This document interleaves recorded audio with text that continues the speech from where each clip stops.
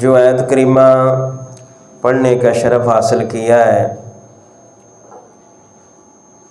رمضان مبارک کی وہ گھڑیاں قریب آ رہی ہیں۔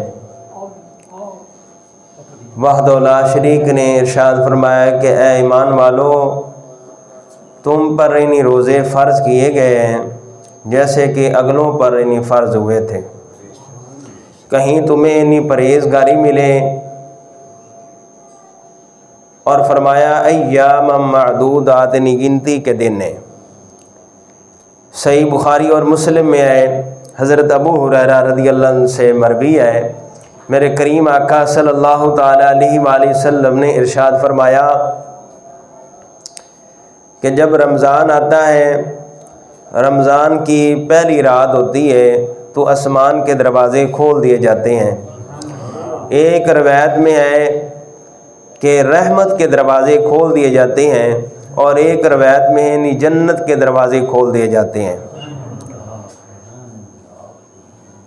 اور جہنم کے دروازے بند کر دیے جاتے ہیں، اور جو شیاطین زنجیروں میں جکڑ دیے جاتے ہیں۔ جب ماہ رمضان کی پہلی رات ہوتی ہے، جو شیاطین ہیں، جو سرکش جن قید کر دیے جاتے ہیں، اور جہنم کے دروازے بند کر دیے جاتے ہیں۔ اور فرمایا کہ ایک آواز آتی ہے کہ اے خیر طلب کرنے والے متوجہ ہو جا، اے نیکیاں کرنے والے، اے نیک کام کرنے والوں متوجہ ہو جاؤ۔ اور فرمایا کہ اے گناہ کرنے والے رک جاؤ، اے گناہ کرنے والوں رک جاؤ، اور رک جاؤ۔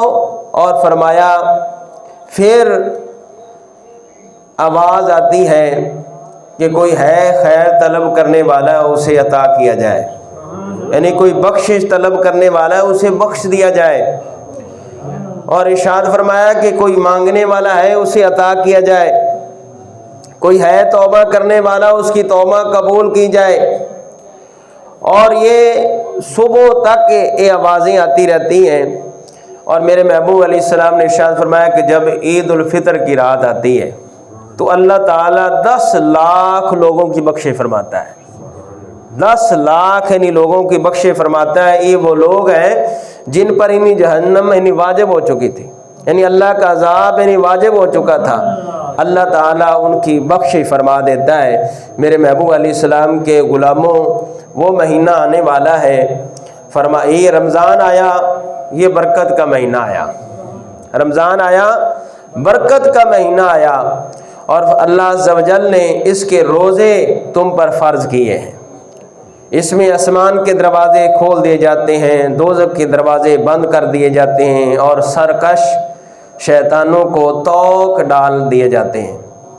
اور اس میں فرمایا ایک ایسی رات ہے جو 1000 مہینوں سے بہتر ہے، جو اس کی بھلائی سے محروم رہا وہ بے شک محروم ہے۔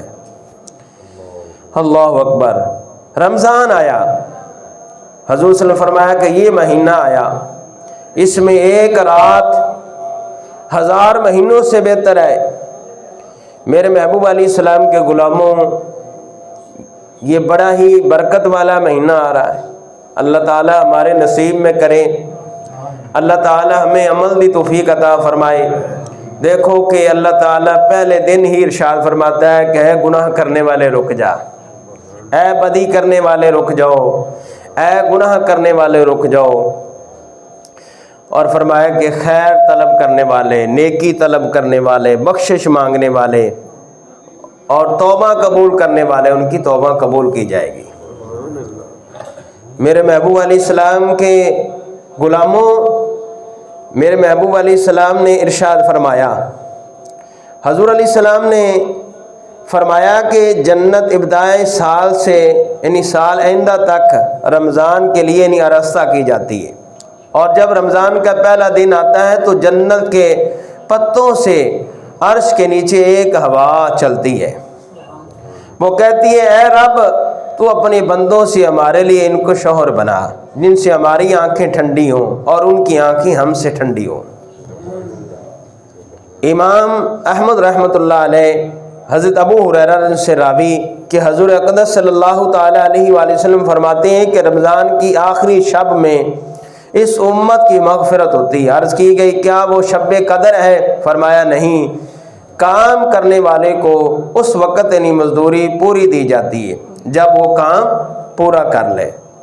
تو دوستو اپنا جو عبادت دا ہے اپنے دلوں نو یعنی جڑا سمجھدار بندہ ہوندا، میں تے مثال عرض کر دیواں،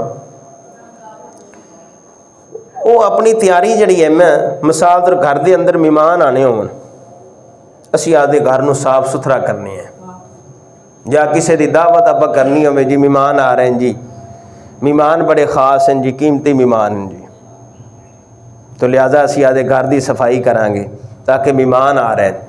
تو دوستو رمضان آ رہی ہے، سانو بھی آدھی سچی اور پکی دل نہ توبہ کرنی چاہیے تاکہ رمضان آن تو پہلے ساڈا دل صاف ہو چکا ہوئے۔ رمضان آن تو پہلے سانو خوب تیاری کرنی چاہیے، شاید دوبارے نصیب ہوئے یا نہ ہوئے، شاید دوبارے نصیب ہوئے یا نہ ہوئے۔